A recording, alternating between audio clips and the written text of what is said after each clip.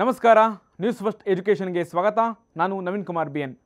PUC ಆದಮೇಲೆ ವಿದ್ಯಾರ್ಥಿಗಳಿಗೆ engineering ಓದಬೇಕು ಅನ್ನುವಂತಹ ಆಸೆ ಇದ್ದೇ ಇರುತ್ತೆ. ಅದಕ್ಕೋಸ್ಕರ ಒಳ್ಳೊಳ್ಳೆ ಕಾಲೇಜುಗಳಲ್ಲಿ ಸೀಟ್ ಗಿಟ್ಟಿಸ್ಕೊಳ್ಳೋದಕ್ಕೆ ಎಂಟ್ರೆನ್ಸ್ ಎಕ್ಸಾಮನ್ನು ಬರೆಯೋದು ನೋಡ್ತಾ ಇರ್ತೀವಿ. ಈಗಲೂ ಲಕ್ಷಾಂತರ ವಿದ್ಯಾರ್ಥಿಗಳು ಪ್ರತಿ ವರ್ಷ IIT Indian institute of technology ಸಂಸ್ಥೆಗಳಲ್ಲಿ ಸೀಟನ್ನು ಗಿಟ್ಟಿಸ್ಕೊಳ್ಳೋದಕ್ಕೆ JEE ಪ್ರವೇಶ ಪರೀಕ್ಷೆಯನ್ನು ಬರೆಯೋದು ಇಟ್ಸ್ ಕಾಮನ್.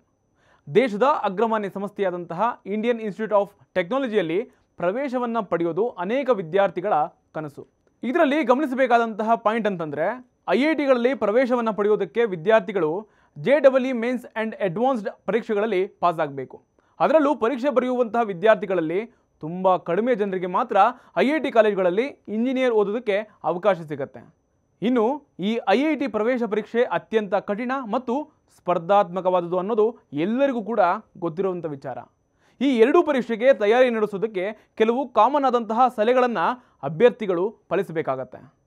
ಕಠಿಣ ಪರಿಶ್ರಮ, ದೃಢ ನಿಶ್ಚಯ ಮತ್ತು ಶಿಸ್ತುಬದ್ಧ ತಯಾರಿ ಮುಖ್ಯವಾಗುತ್ತೆ. ಅಷ್ಟರ ಮಟ್ಟಿಗೆ IIT ಅಂತಂದರೆ ಎಲ್ಲರಿಗೂ ಕೂಡ ಕ್ರೇಜ್. ಈಗ IITಗಳಲ್ಲಿ ಕೆಲಸ ಮಾಡೋದಕ್ಕೆ ಒಂದು ಸುವರ್ಣವಾದಂತಹ ಅವಕಾಶ ಸಿಕ್ಕಿದೆ. ಎಸ್, ಕರ್ನಾಟಕ, ಆಂಧ್ರ ಪ್ರದೇಶ, ಕೇರಳ, ಛತ್ತೀಸ್ಗಢ, ಜಮ್ಮು ಕಾಶ್ಮೀರದಲ್ಲಿ ಸ್ಥಾಪಿಸಲಾಗಿರುವಂತಹ 5 ಹೊಸ IITಗಳ ಶೈಕ್ಷಣಿಕ ಮತ್ತು ಮೂಲಸೌಕರ್ಯ ವಿಸ್ತರಣೆಗೆ ಕೇಂದ್ರ ಸರ್ಕಾರ ಮುಂದಾಗಿದೆ. ಈ ಮೂಲಕ ಕೇಂದ್ರ ಸರ್ಕಾರ ಬೋಧಕ ವೃಂದ, ವಿದ್ಯಾರ್ಥಿಗಳಿಗೆ ಸಿಹಿ ಸುದ್ದಿ ಕೊಟ್ಟಿದೆ. IITಗಳ ಮೂಲಸೌಕರ್ಯ ಸಾಮರ್ಥ್ಯದ ವಿಸ್ತರಣೆಗೆ ಮುಂದಿನ 4 ವರ್ಷಗಳಿಗೆ 11,828 ಕೋಟಿ ರೂಪಾಯಿ ವೆಚ್ಚ ಆಗುತ್ತೆ.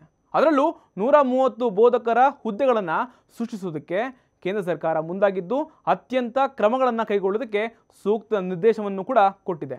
ಹೊಸ IITಗಳಲ್ಲಿ ಬೋಧಕರ ಹುದ್ದೆಗಳನ್ನು ಸೃಷ್ಟಿ ಮಾಡೋದಕ್ಕೆ ನಿರ್ಧಾರವನ್ನು ಕೂಡ ತೆಗೆದುಕೊಂಡಿದ್ದು ನಿರುದ್ಯೋಗಿ ಸ್ನಾತಕೋತ್ತರ ಪದವೀಧರರಿಗೆ ಹೆಚ್ಚಿನ ಉದ್ಯೋಗ ಅವಕಾಶಗಳನ್ನು ಸೃಷ್ಟಿಸುವುದಕ್ಕೆ ಉದ್ದೇಶವನ್ನು ಇಟ್ಕೊಳ್ಳಲಾಗಿದೆ. ಜೊತೆಗೆ ಉದ್ಯಮ ಶೈಕ್ಷಣಿಕ ಸಂಪರ್ಕವನ್ನು ಬಲಪಡಿಸುವುದಕ್ಕೆ 5 ಹೊಸ ಅತ್ಯಾಧುನಿಕ ಸಂಶೋಧನಾ ಪಾರ್ಕ್ಗಳನ್ನು ಸಹ ಅಭಿವೃದ್ಧಿಪಡಿಸುವುದಕ್ಕೆ ಮುಂದಾಗಿದೆ. ಈ ಮೂಲಕ ಬೋಧಕೇತರ ಸಿಬ್ಬಂದಿಗಳ ಉದ್ಯೋಗವು ಸೃಷ್ಟಿಯಾಗುವಂತಹ ಅವಕಾಶಗಳಿವೆ. ಮುಂದಿನ 4 ವರ್ಷಗಳಲ್ಲಿ ಈ IITಗಳಲ್ಲಿ ವಿದ್ಯಾರ್ಥಿಗಳ ಸಂಖ್ಯೆಯನ್ನು 6,500ಕ್ಕೆ ಏರಿಸೋದಕ್ಕೆ ಯೋಚನೆ ಕೇಂದ್ರದ್ದಿದೆ.